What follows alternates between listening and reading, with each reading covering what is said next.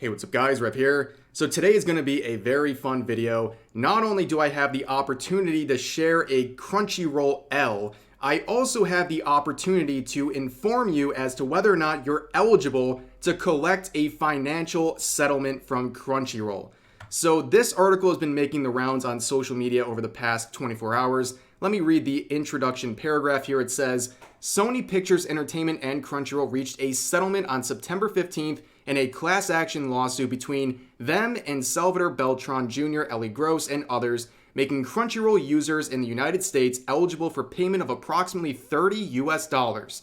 Users in the United States who have registered, streamed, or otherwise used Crunchyroll's website or app are eligible for payments. Now, I'm going to do something that is like next level hater behavior. Not only am I going to show you guys as to why this lawsuit happened in the first place, but I'm going to instruct you as to whether or not you are eligible to receive this $30, and I'm going to show you exactly what you need to do to file this in time in order to collect.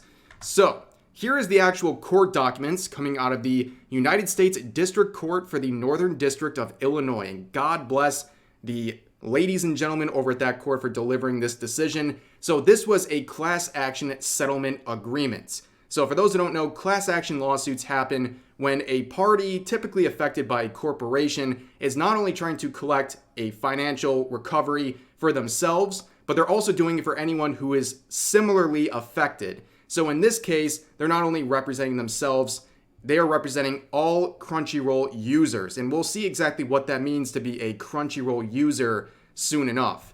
But here is the actual settlement relief here. So defendants shall pay or cause to be paid in escrow account the amount of the settlement fund, $16 million.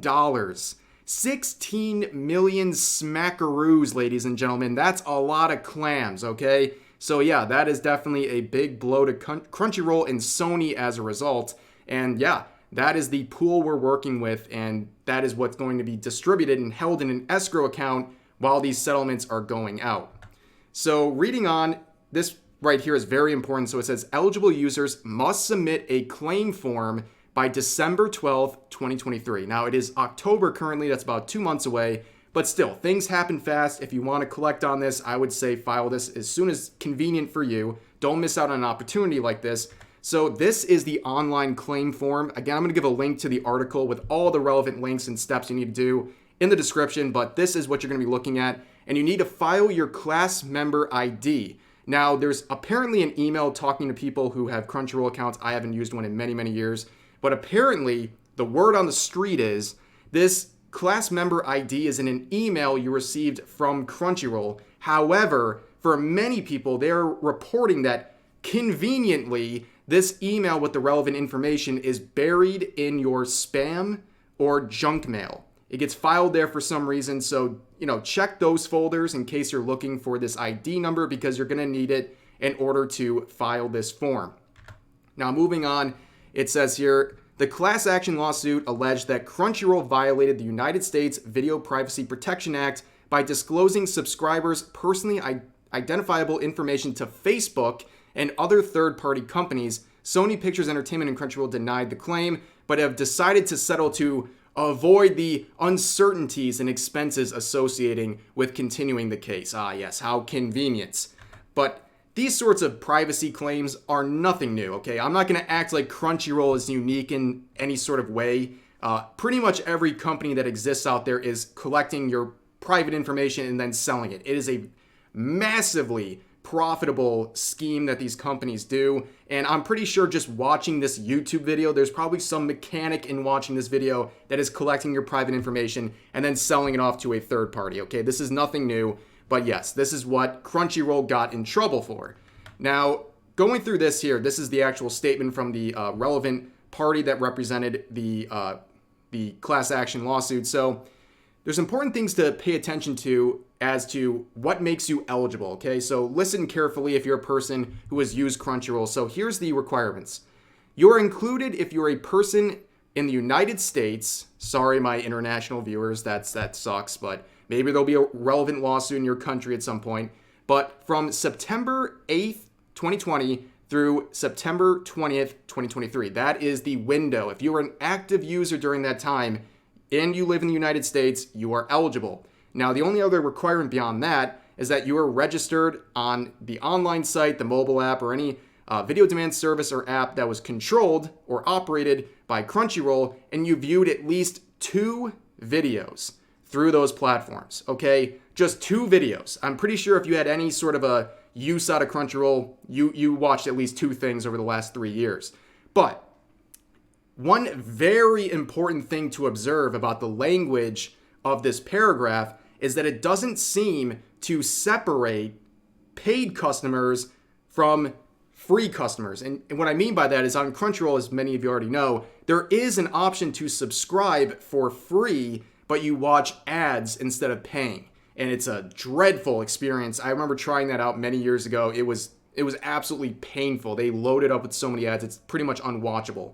But based on the language, it doesn't seem like it matters if you were a paying subscriber or a subscriber watching for free with ads. So that changes a lot. So you can collect this $30 without ever having actually paid Crunchyroll anything during these years, because at the end of the day, the concern was the privacy of the user, not the money they were spending. So if you were an active user between 2020 and 2023, you watched 2 videos and you had an account through Crunchyroll and you lived in the US, congratulations, you just won $30. Yay. And also that is, $30 that you can use for whatever you want. But here is some important information. Again, follow through on this. Here are some timeline of events here. So you have to submit a claim form that we showed you earlier in the video by December 12th. This is the only way to receive a payment. Now, there's some other options to exclude yourself. And what this means is you're excluding yourself from collecting on this specific settlement. So you could collect on a separate settlement that you would file against Crunchyroll. I highly doubt any of you are going to do that, but that is an option, okay? And there's some objections you can write to get an extension while you're an exception to anything, but yeah. But if you don't do anything, if you were a subscriber throughout this time and you qualified, you won't get anything if you don't do anything. So you have to file that claim or that form. And again, the relevant article will be in the description. Use that and follow through and click all the links in that, and you should be good.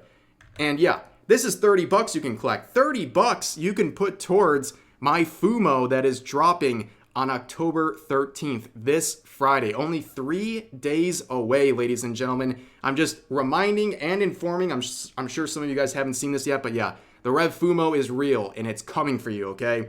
This is very exciting. We're working with Makeship on this one, and it's going to be a very big launch on the 13th. Very excited for that. But I wanted to use this as an opportunity to, once again, remind you guys that this is coming in only a few days. So what do we take away from this entire experience? Well, this whole thing has just been another reminder that, going the way of the high seas is probably the best option for a lot of users, okay? Not only are you not paying for anything, well, you're pretty much putting yourself at risk that Crunchyroll is already putting you at in many cases.